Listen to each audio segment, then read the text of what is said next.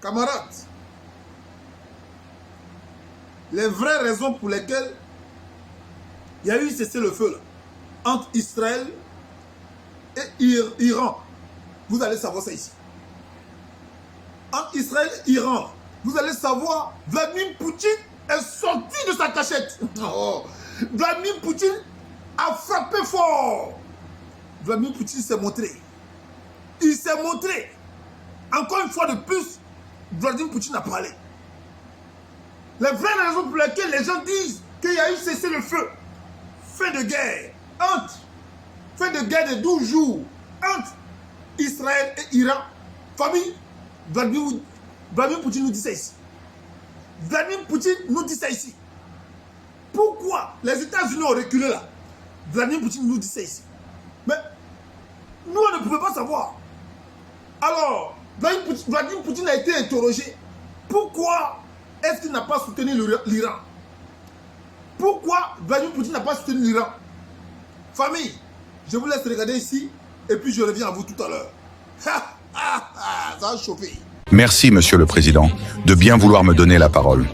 Pourquoi la Russie n'a-t-elle pas apporté à l'Iran un soutien aussi clair, immédiat et massif que celui que les États-Unis ont apporté à Israël? Est-ce une divergence d'intérêts, un choix stratégique ou une volonté d'éviter une escalade directe avec l'Occident? Certains observateurs s'interrogent sur cette retenue, alors même que la Russie et l'Iran se présentent comme des partenaires stratégiques face à l'unilatéralisme occidental. Votre question est pertinente. Et elle mérite une réponse claire. Vous me demandez pourquoi la Russie n'a pas apporté à l'Iran un soutien aussi visible, aussi bruyant que celui que les États-Unis ont offert à Israël. Mais vous oubliez une chose essentielle.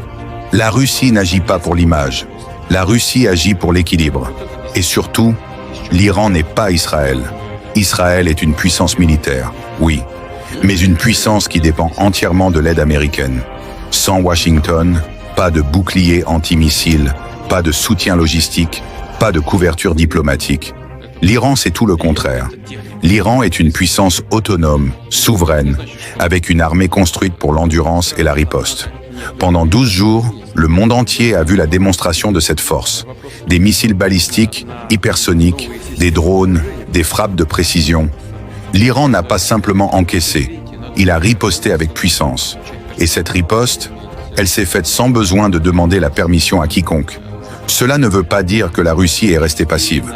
Bien au contraire, nous avons apporté notre soutien sur le plan diplomatique en bloquant les manœuvres hostiles à l'ONU, sur le plan militaire en partageant des systèmes de brouillage, du renseignement et en renforçant la défense iranienne par des moyens discrets. Tout cela sans apparaître sur le radar de ceux qui cherchent une guerre mondiale. Mais le moment décisif, c'est celui-ci.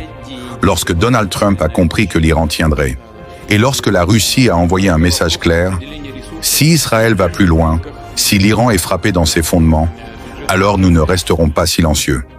Ce jour-là, ce n'est pas l'armée américaine qui a arrêté Netanyahou, c'est la peur d'une riposte russe, c'est l'équilibre imposé par Moscou, et ce fut suffisant pour que Washington impose, en urgence, un cessez-le-feu.